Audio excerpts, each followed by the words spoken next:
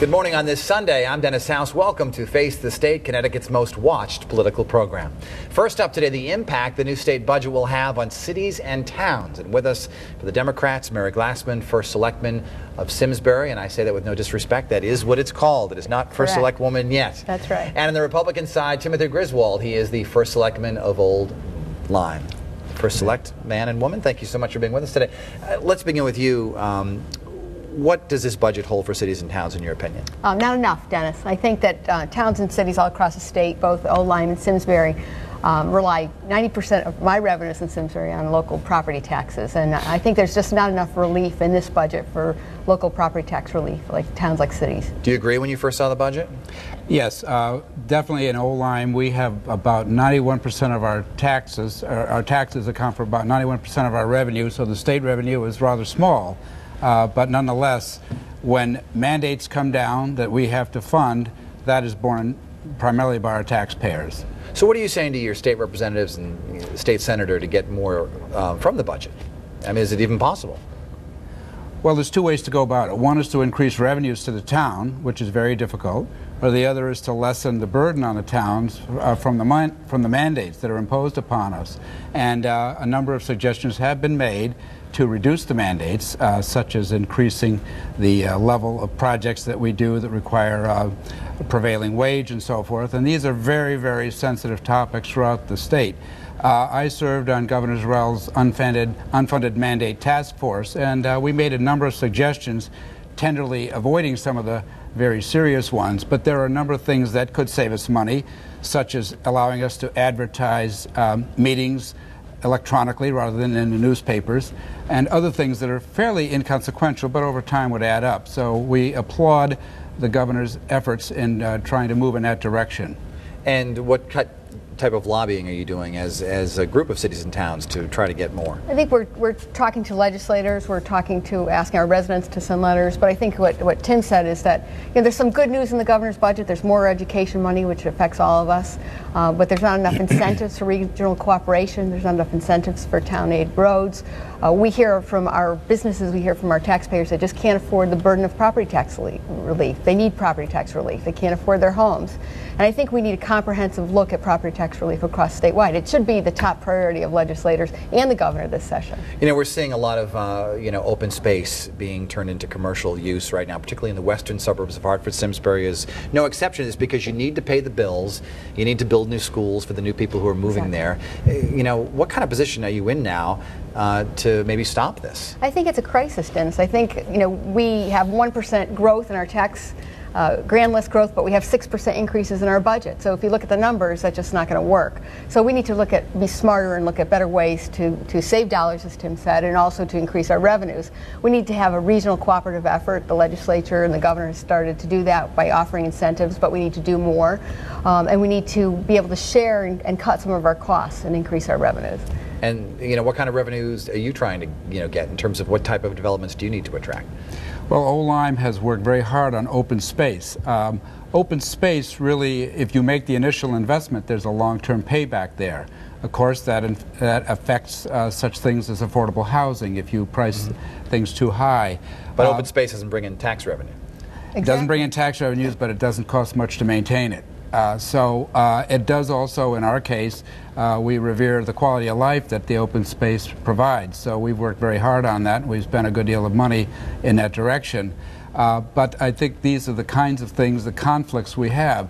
Regional cooperation, we have no county government, obviously. So by working with surrounding towns and through our COGS and other types of combinations, we can do things better together. And even with the state, there was an example where the state snowplows are going this way and the town snowplows are going that way. So in the overall picture, we ought to look comprehensively at things we could do better, either through the state alone or through the towns alone or cooperatively together. You bring up a good point about the lack of county government. Is that something that perhaps should be revisited? Where towns, for instance, many people in Canton and Simsbury and Avon say, listen, we have no crime. What do we need 3 different police departments and all these bills? Why don't we share things, and cut the costs? Well, we have a structure already in place. It's called the Councils of Governments, and we have 15 Council of Governments in our state already. So a lot of the the revenues from the state could flow through those regional council of governments and allow the things that we're talking about, sharing snowplows, sharing police chiefs, sharing public works directors. In Simsbury, we only have 16% of our land left to be developed. And in order to do that, we're under pressure to develop our land instead of keeping it open space because we're so desperate for the revenues.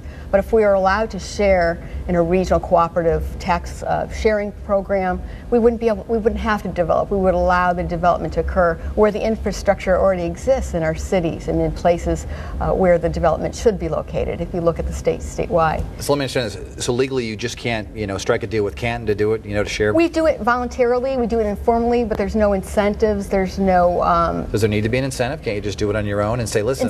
In some cases, there's actually barriers. For example, animal control officers. If you're a municipality of over so many persons, you have to have your own. That's a barrier for being able to share. So in some cases, it's just old mandates, and in some cases, it's just no structure that allows you to do it. But it could be very easily done. There was a bill last session to allow $8 million worth of projects to go forward on a regional basis, and I think the governor will probably be announcing shortly that those were very successful. The towns are very creative if you provide a mechanism to do that. We actually have the Hartford in our community, and in a meeting yesterday, in meeting with the chief executives of our community, similar to other towns, we heard that not only are businesses looking at not locating from one town to another, but they're looking at Connecticut versus Massachusetts or Connecticut versus New York. So we need to really be rowing in the same direction, and I think our municipal and our state policies need to focus on saving dollars and bringing some more revenues back to the towns and cities. Mr. Griswold, give us a quick look at, if you could, as to what, your budget is in terms of what you have to spend money on, what the biggest chunks of money go to. Well, certainly education is the major share. And that's getting higher every year?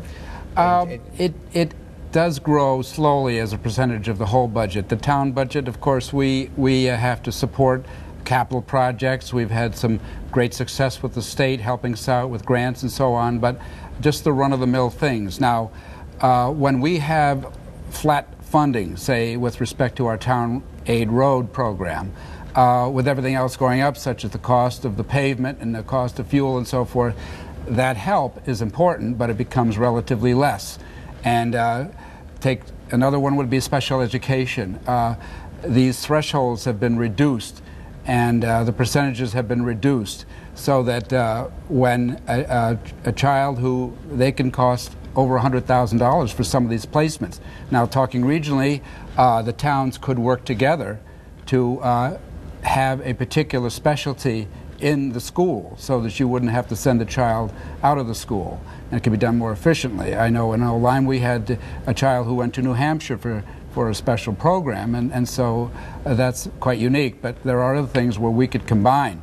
Just transportation of children, some of the special ed require basically taxi cabs to move them here and there. So if you could have 2 or 3 towns together with a similar program, similar problem, they could perhaps combine and reduce that cost. So these are the kinds of things that we have to work on, and we are, and with a little more help from the state, I think we could do that. In terms of state leadership, some of the towns are, they're in a position where they have to pursue businesses in other towns.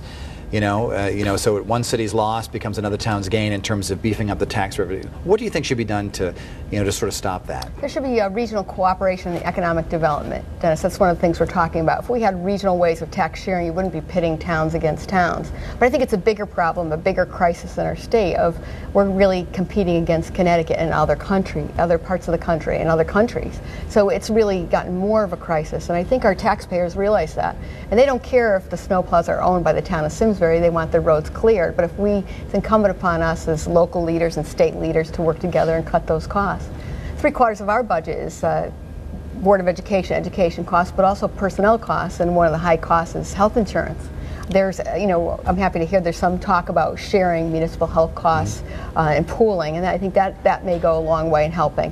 But we're also wrestling with trying to control costs locally, but burdened with the governor's property tax cap proposal, which maybe you want to talk about, that also will provide additional struggles and additional crisis on our towns too. Do you agree?